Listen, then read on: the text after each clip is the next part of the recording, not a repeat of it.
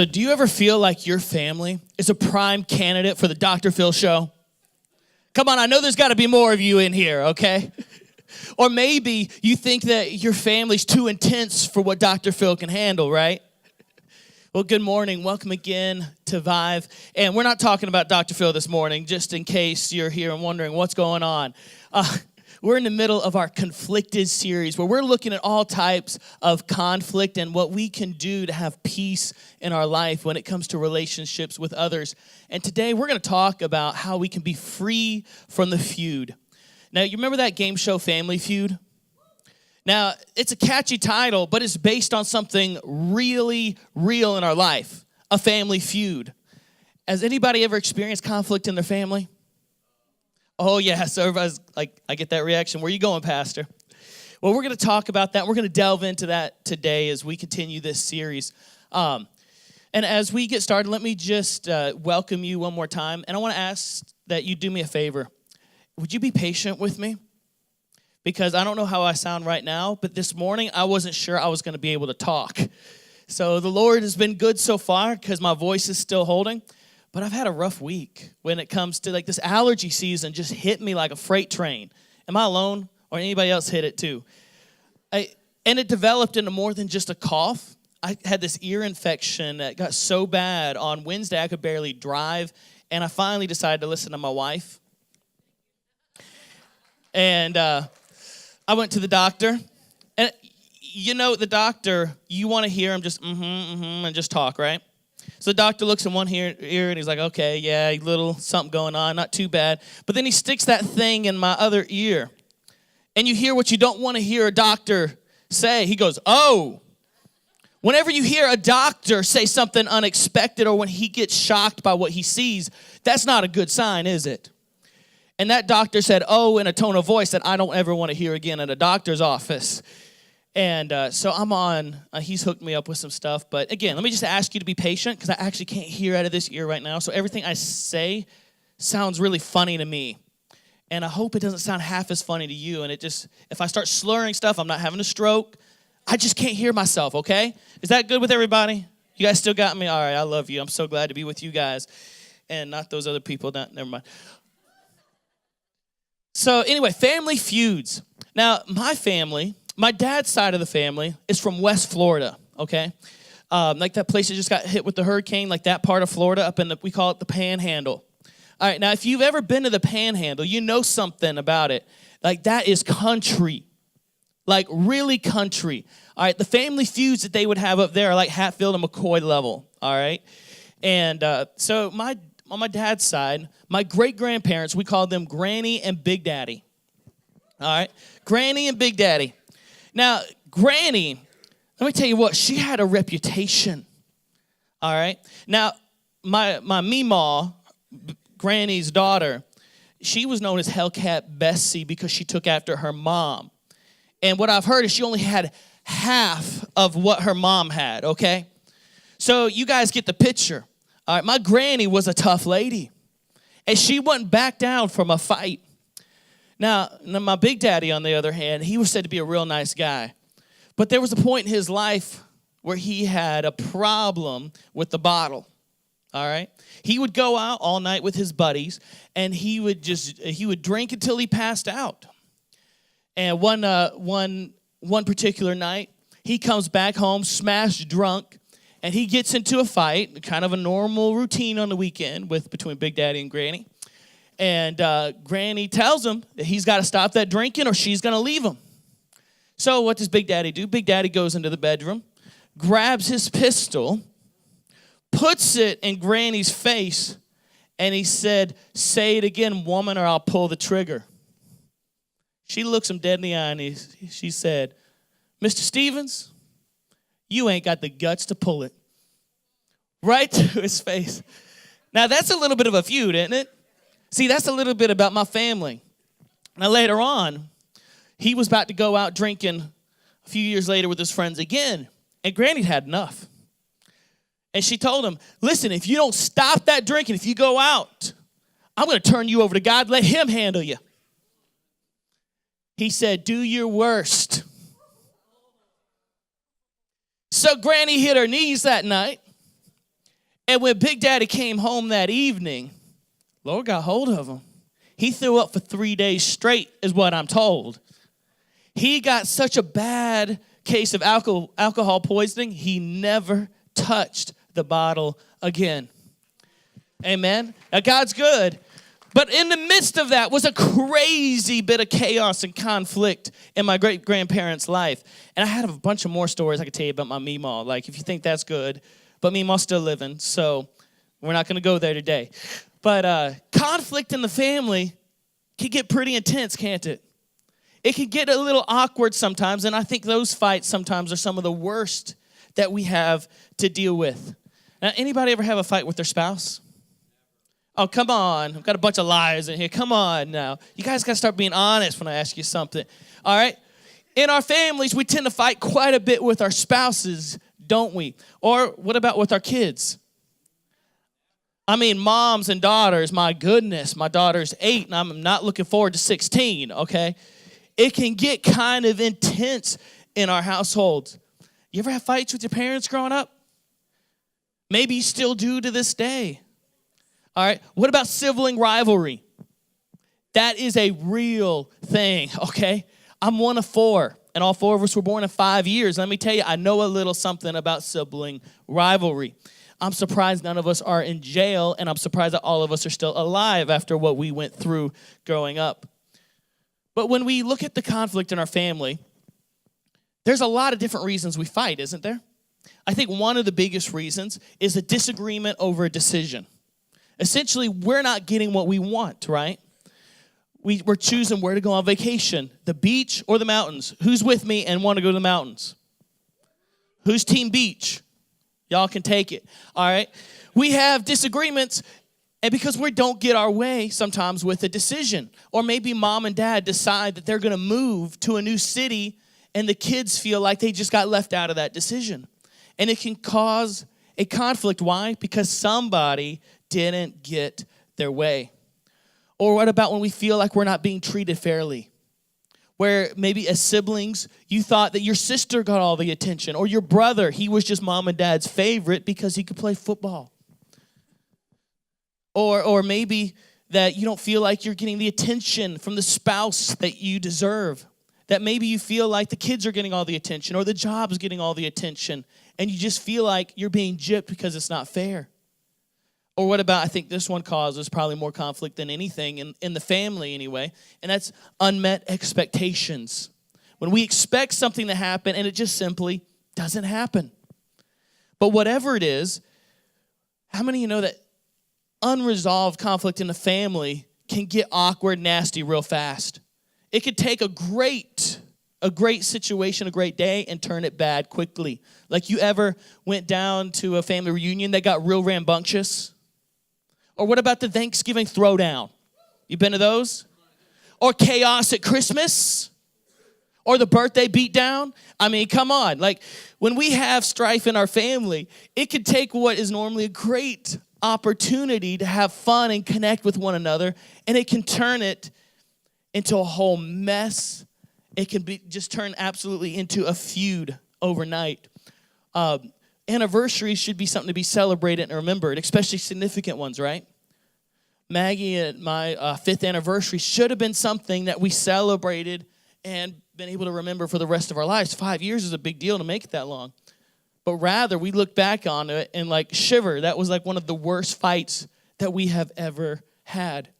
But that's something about conflict. In all relationships, it can take something that is good, an opportunity for something good, some good memories or so forth, and it can bring devastation.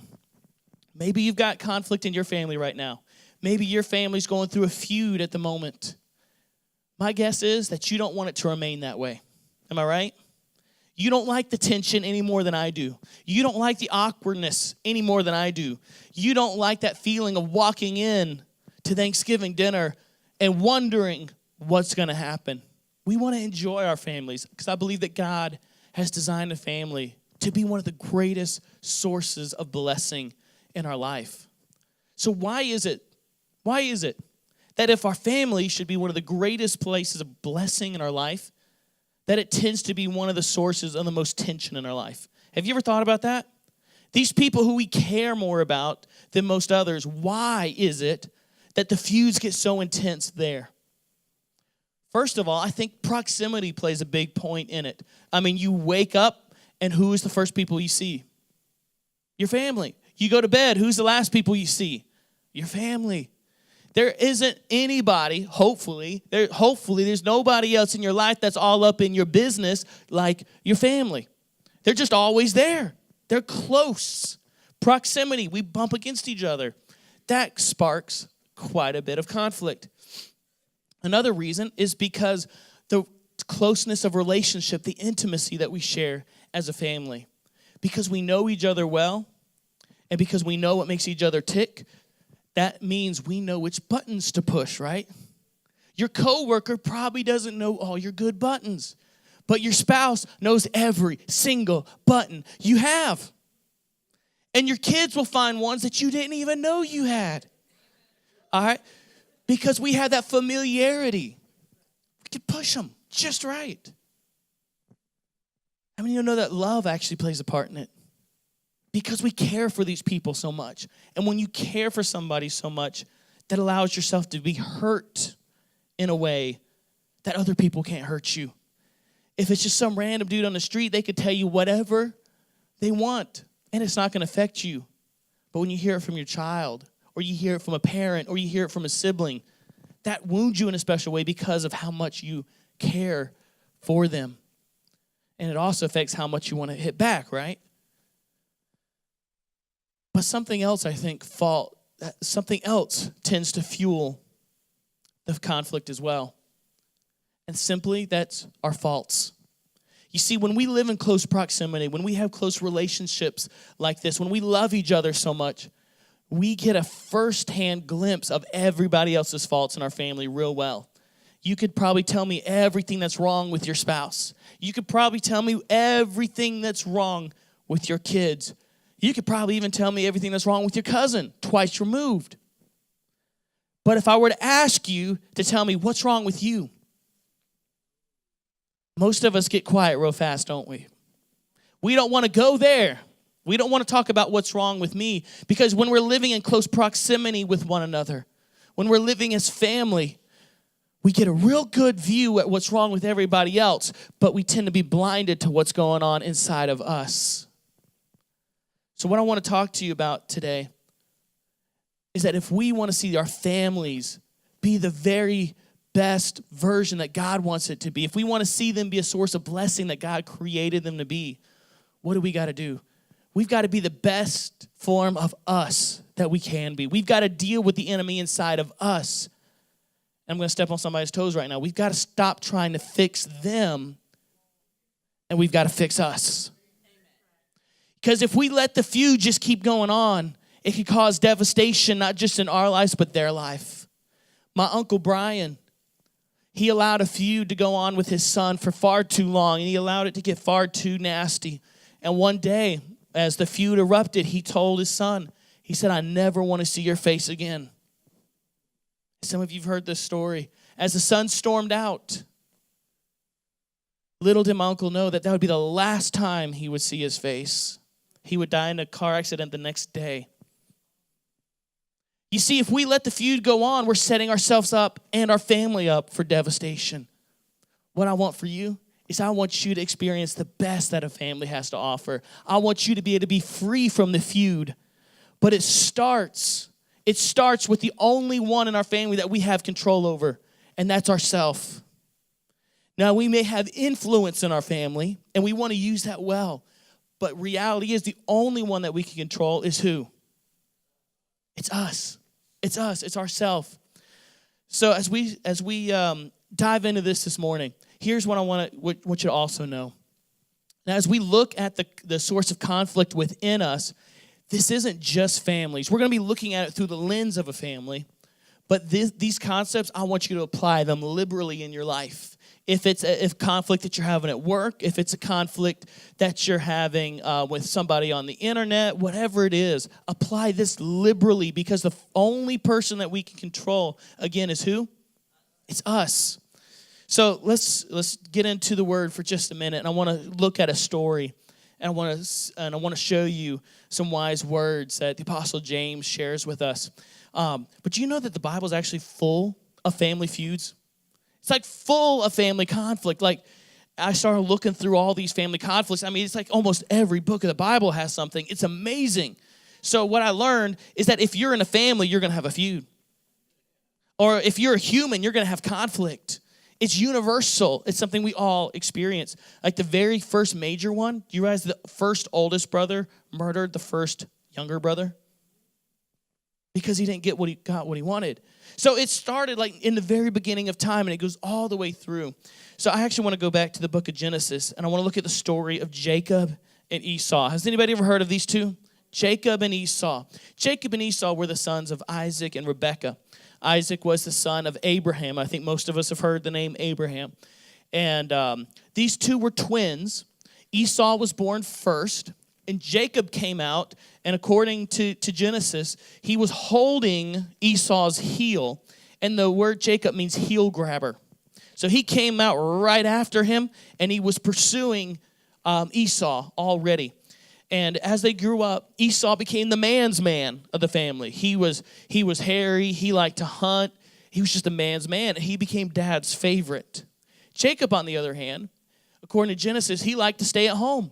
And in other words, he was a mama's boy. All right? And he was naturally mama's favorite. Now, there was something going on inside of Jacob that wasn't just right. There was something in Jacob's heart that wasn't satisfied with the position that he had in his family. And I want you to see in Genesis 25 where this conflict starts to emerge in this family. We're going to start at verse 29. It says, once when Jacob was cooking some stew, Esau came in from the open country, famished. He said to Jacob, quick, let me have some of that red stew. I'm famished. That is why he was also called Edom. Jacob replied, first, sell me your birthright. Now, how many know that that's a pretty low thing to do? Your brother's coming in from the field. He is famished. He's about to pass out. And you're going to hold this over his head. Esau wasn't the sharpest tool in the shed. Verse 32, he says, look, I'm about to die. Okay, dude, go to your mom's tent. She has some water for you. But he said, look, I'm about to die. Esau said, what good is a birthright to me? But Jacob said, swear to me first. Just like the second child, isn't it? Just like it. Swear to me first. So he swore to him an oath, selling his birthright to Jacob. Then Jacob gave Esau some bread and some lentil stew. He ate and drank and got up and left. So what happens here? Little brother, who something is already going on inside of his heart, he sees an opportunity to take advantage of his older brother. And Esau, not thinking straight at the moment, falls right into the trap and sells his birthright for some food. Now, in this culture, you've got to understand that the oldest child would get everything. When the parents passed on, the oldest child was left everything. Jacob wasn't content with that. He was saying, I don't trust my parents to make sure that I'm going to be okay. I don't trust God to make sure that I have everything that I need. So rather, I'm going to take advantage of someone I love. I'm going to take advantage of someone close to me. So what happens? Years later, as Isaac's starting to get old and sick, and he's ready to officially pass on his blessing, he calls Esau into the tent, and he gives Esau a command. He said, go out, go hunt something for me, cook it just the way I like it, and then I will give you my blessing. Well, you know that Jacob was Mama's favorite, right? When Mama heard this, she decided to get in on the trickery.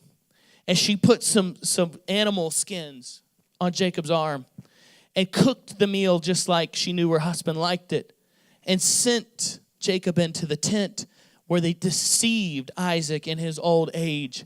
As Isaac put his hands over Jacob's arm, which was covered with goat hair, he thought surely this is Esau because of how hairy it was. When he tasted the food, he thought surely this was Esau.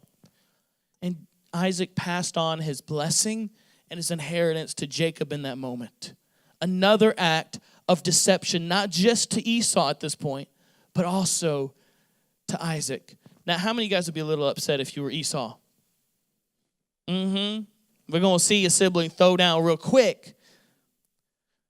Chapter 27, right after this went down, Esau came in, and Esau and Isaac discovered what had happened. 27:41. Esau held a grudge against Jacob because of the blessing his father had given him. He said to himself, "The days of mourning for my father are near. Then," check this out, "I will kill my brother Jacob." That's kind of a messed up family situation all of a sudden, isn't it? What's going from a happy family, what's going from a family of prominence, of influence, people that God had chosen to bring his people from, all of a sudden you're left with this mess where Jacob has to flee for his life, where he's not going to see his brother for at least another 15 years. All of a sudden, what was a beautiful picture of a family was left in shambles. Why? How do we get there when we're family? How do we get from loving one another, from taking care of one another, from experiencing blessings together? How do we get to that spot where our family is left in shambles, divided, and riled up in conflict? I think the Apostle James hits it right on the head. There's something going on inside of us. Whereas we want to blame everybody else for the problems. We want to blame our aunt for the way that she handled this, or we want to blame our mom because of what she did in this scenario, or we want to blame our brother for this or that. The fact of the matter, there's something going on inside of us that we have to pay attention to first. The Apostle James said this in chapter 4. He says, "What causes fights and quarrels among you?" It's like, do tell me, James. Tell me. What causes this? "Don't they come from your desires that battle within you? You desire, but do not have. So you do what? You kill. You covet, but you cannot get what you want. So you quarrel and fight. You do not have because you do not ask God. When you ask, you do not receive. Because why? You ask with the wrong motives, that you may spend what you get on your pleasures." So what's James saying here? What's causing all the strife? What's causing the conflict? What's causing you to feud? Because something's going on inside of you that's starting to spill out onto other people. Because you're not getting what you want. When we look at this story with Jacob and Esau, when we reconcile it with James, there's some things that were going on inside of Jacob's heart, and there were some things going on inside of Esau's heart that caused the family to get to this place. Generally speaking, I want to talk to you about these three things just for a few minutes: jealousy, selfishness, and anger. You see, these three things have the power to create great conflict in us and then spill out and cause a feud among others. You see, jealousy says, I want something or I deserve it more. I want something because I deserve it. Jacob was jealous of Esau. He thought he deserved the birthright every bit as much as Esau. It wasn't his, but he thought it was owed to him. We saw selfishness operating in Jacob's life. Because he was scared that he wasn't going to have what he needed, he did what it took, regardless of the consequences for anybody else, to get what he thought he needed. And then Esau, we see such a deep anger that he was ready to murder his own brother because something was stolen from him. Sound like some emotions that maybe have been riled up in your family over time? Maybe there's that sister you're jealous of because she got all the good genes. She was the good-looking one. Or maybe you have anger because you had an uncle that screwed your side of the family out of their side of the inheritance. Maybe there's just selfishness that you're not looking at the family as a place where you give and receive, but you're looking at it as only a place where you can get what you think you need. You see, these things in our life, Maggie, if you'd bring me that stuff, they have the potential to fill us up with poison and toxicity. And as we continue to fill ourselves up with this stuff, Eventually, it has no choice but to spill out. You see, in our families, we can't get away with these emotions quite as easily as we can with others. You see, when we allow some jealousy to slip into our life, maybe I'm jealous of my sister or my brother, maybe I'm jealous of my parents because they had it all, but yet I have nothing. Or maybe it was a misunderstanding. You didn't get what you wanted. Whatever it is, we just allow ourselves to start being filled up again and again and again with toxicity. Eventually, if we don't empty the toxicity, it spills over. And when the toxicity spills over, that's like fuel on the flames. It just blows up. Now, you see, at work, we could keep this in pretty well because we're not as close with these people. We can kind of do that balancing act where not much slips out. But the problem is, in the family, they're right there. They know what's going on in our lives. They see our faults. They're bumping up against us. I mean, literally, they're bumping up against us in the kitchen, and you get mad, all right? They made you drop your coffee or spill it on you. You get mad, right? And what happens? When we bump up against each other, it causes it to spill out. When we can control it, when we're out in the workplace, as soon as we bump up against our family, it starts to spill up all over the place. Maybe you're right here this morning. Maybe this is where you're at. You've just allowed these toxic emotions to just fill you and fill you and fill you. And rather than acknowledging what's going on inside of you, you've chosen to look at everybody else and say, they're the problem. They're the problem. They're the problem. There's nothing wrong with me, but yet you're ready to overflow with these negative things, with jealousy, with selfishness, and with anger. So what do we need to do about it? We need to defeat the enemy inside before we destroy those around us. We need to defeat the enemy that's inside of us before we allow it to overflow and destroy those people around us. So what do we need to do to be free from the feud? What do we need to do to defeat the feud inside of us? We need to defeat those three things. Now, jealousy says, I deserve it more. Jealousy says that it's not mine, but it should have been. I'm owed something that I don't have. With Jacob, we saw that. He thought that he was owed this birthright. He saw something that he didn't have, and he allowed himself to be filled with vile jealousy to the point that he was willing to deceive not just his brother, but his own father. In his old age, deceived his father. Now, Jacob didn't just think about this the moment Esau came in and wanted something to eat and drink. Okay, see that for a second. All right, this was already going on inside of Jacob's life for a while. He'd allowed this seed of jealousy to start filling his cup, started to fill his heart with something toxic. And then the moment came, because his cup was full with something toxic, because his heart was replaced with jealousy rather than love, he saw an opportunity, and that jealousy spilled over in this act of tricking his brother, taking advantage of his brother to get what he really wanted.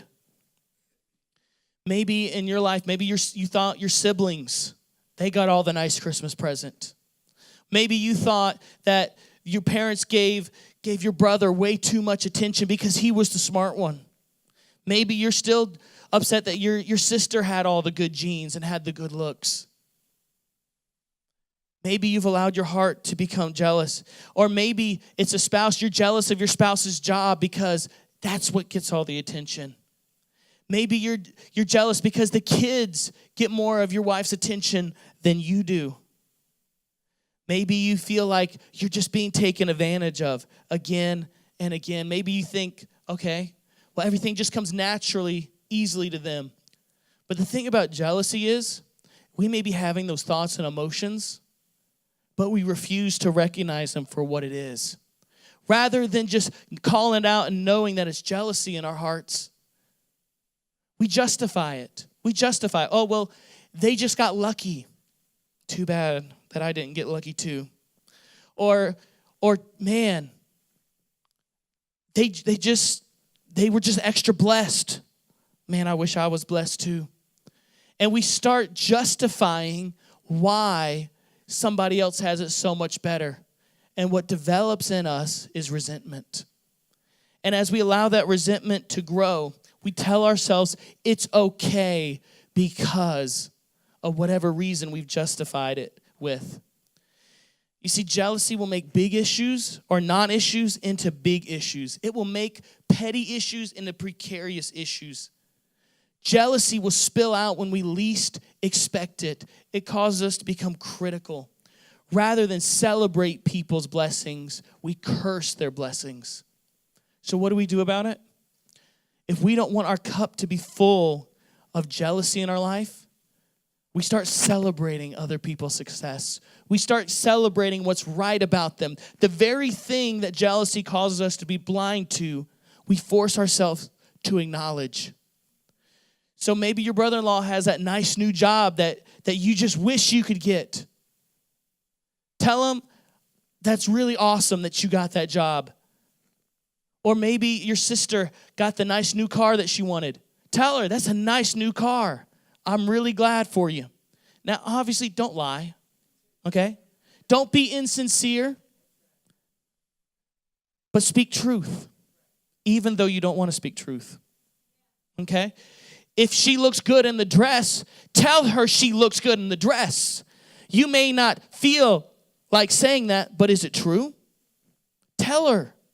Or your sibling may be killing it. Tell them they're killing it.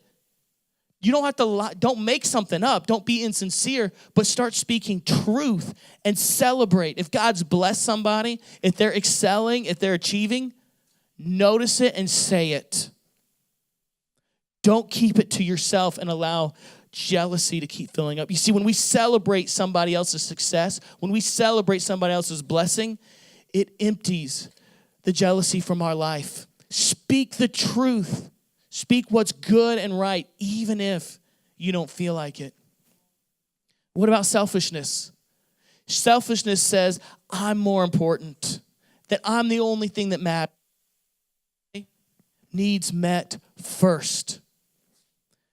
That's what that was his attitude with Esau. He was scared that he wasn't going to have his needs met. So what did he do? He took it into his own hands. If we're honest, probably most of our strife in our families comes from this issue right here. Rather than put our spouse's needs first, we put our needs first. Rather than putting the needs of the kids first, we tend to put our needs first. Why? When you really peel back the layers, it's because we're scared that we're not going to get what we think that we need. We have to understand what selfishness really is. It's that fear that there's not going to be enough for me. Why are people greedy? It's because they don't believe that God is able to provide what they need. Why are we greedy in our families? Because we don't believe our family has what we think we need them to give us. So we go out and we take it on our own. The solution to overcoming selfishness in our families, the solution to overcoming selfishness and conflict in our life is to start giving what we think we need. You see, if we think that we need more love, that we're not getting the love that we think we're owed, if we're not getting the love that we need to keep moving, start giving it. If we think that we're not getting the affirmation that we need from our spouse, we start affirming our spouse. We give what we need. If you think you need more encouragement, what do? We give. We don't look to just take. When we give, we can change the culture of our family when we start getting something right in our life. The solution to any selfishness, any greediness is always generosity. We have to deal with the fear that there's not enough. We serve a God of abundance, a God who has blessed us abundantly. It's a matter of faith in our families, in our relationships in the workplace. When we give, we're acknowledging that God has provided more than enough. This isn't just a monetary thing. This comes with anything that we need, anything that we desire, whether it's love, whether it's affection, whether it's encouragement, whether it's time, whether it's energy. If we want to deal with selfishness, we turn the script and we become givers. we become the source of blessing in our family and watch God meet the need and the rest. So if we want to free ourselves from the feud, first of all, we need to start celebrating the people that we're in conflict with. We need to start celebrating our family, but then we also need to be givers in our family. We need to be givers in relationship and trust and understand that God owns it all and that God will meet my needs. I'm not dependent on man. I'm dependent on God, so I'm going to give what I think that I need. And lastly, anger. I'm not going to camp out here too long, but basically, anger is reaction to being robbed because something was taken from you. You think about anything that's made you mad, it's because something was robbed from you. Maybe your spouse had an affair. They robbed you of a good marriage. Maybe your kid went off and just bombed out of college, dropped out, and then went and did their own thing. They robbed you of the fulfillment of watching them be successful. They robbed you of the fulfillment of everything that you have invested in their life. Anger is a result of being robbed. That's what Esau dealt with, to the point that he was so angry that he was robbed of his birthright, robbed of his blessing that he was willing to kill. Every family has baggage. Every relationship will eventually have baggage because somebody will always take something from us. Regardless of the intention, we'll be robbed of something. Well, Aunt Susie didn't come to my mom's funeral. She robbed me of the peace of having her there. Well, Uncle Johnny stole that portion of the inheritance, and we didn't get it. The problem is anger doesn't just have the potential to destroy families, it has the potential to destroy your soul. We have to release anger and forgive the debts that are owed to us. No matter what it is that we were robbed from, no matter what our parents didn't give us that they should have given us, no matter what our siblings took instead of us, no matter what any member of our family or anybody we're in conflict with, whatever it is that they stole from us, that we were robbed of, we have to make the choice to forgive and release the debt. There's nothing like anger that can cause a fight to explode. The solution, though, is to forgive. We make the decision, you don't owe me anymore. You don't owe me that marriage anymore. You don't owe me that accomplishment anymore. You don't owe me that peace of mind anymore. We willingly choose to forgive. If we want healthy families, if we want healthy relationships, if we want freedom from the feuds, we have to defeat that enemy that's inside of us. We've got to say no to jealousy, and we've got to start celebrating what's right, what is good about people. We've got to say no to selfishness and say, I'm going to be a giver. I'm going to be generous. I'm not looking out for my own needs like I'm looking out for yours. And we've got to be people of forgiveness, being willing to forgive the debt.